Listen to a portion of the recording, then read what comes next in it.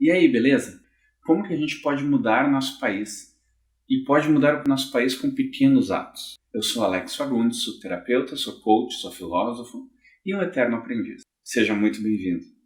Hoje eu estava ouvindo um podcast do Luciano Pires, do Café Brasil, e ele estava lendo uma carta, um áudio, de uma moça da Rússia, falando para ele o quanto a situação e a mentalidade do povo russo e os problemas que a gente enfrenta no Brasil refletem exatamente o que está acontecendo na Rússia.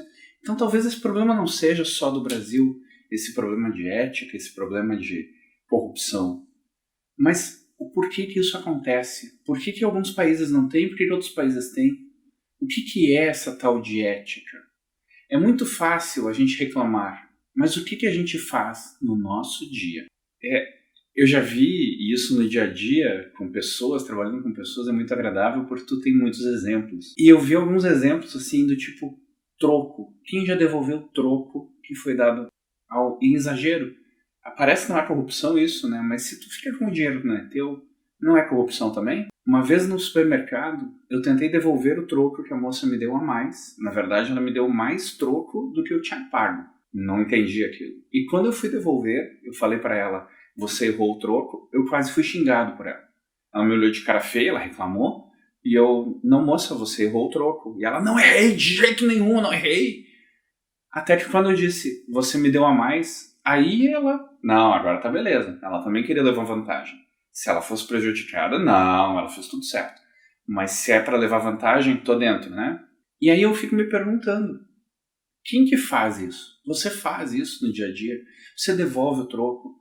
Você guarda o papelzinho para jogar ele fora um pouquinho adiante? Ou você joga no chão já que alguém tem que limpar? Teve um outro exemplo que aconteceu um tempo atrás. Essa pessoa pegou e precisava pegar um medicamento no médico, no SUS, no posto de saúde. E eu acho que isso é um direito.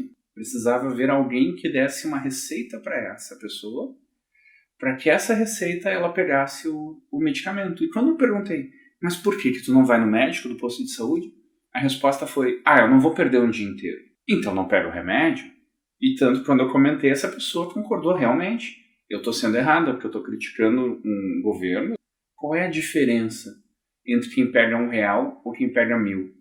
Qual é a diferença entre quem pede uma receita ou não devolve um troco e quem pega 5 milhões do governo? Eu acho que nenhuma. E o que está faltando? Está faltando ética. E o que é essa tal de ética? O Aristóteles lá na Grécia Antiga já falava disso, que ética era o que, grosso modo, ética era o que visava o bem, ou todas as ações éticas visavam o bem, visavam a felicidade.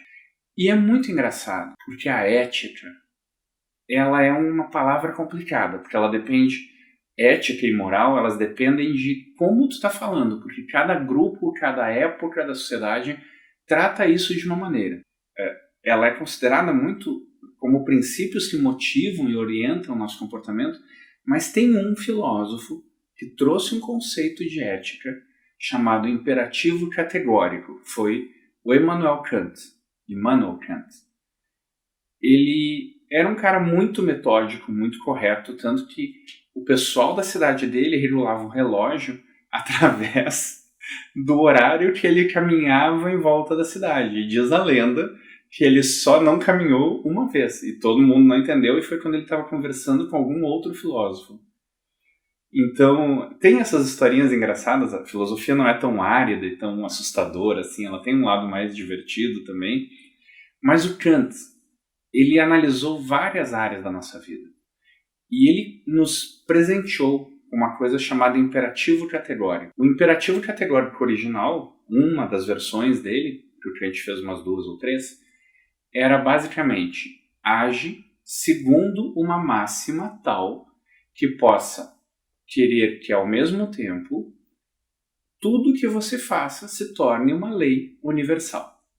Traduzindo, faz para o outro aquilo que tu quer que faça para ti. Então, no momento em que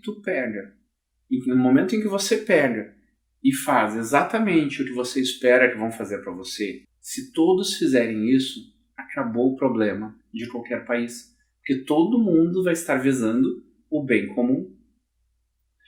Uma vez teve um professor, isso eu ouvi de um professor meu na filosofia, que um conhecido dele era kantiano, o cara estudava Kant a vida inteira, diz que ele foi arrancar com o carro e raspou na traseira de outro carro.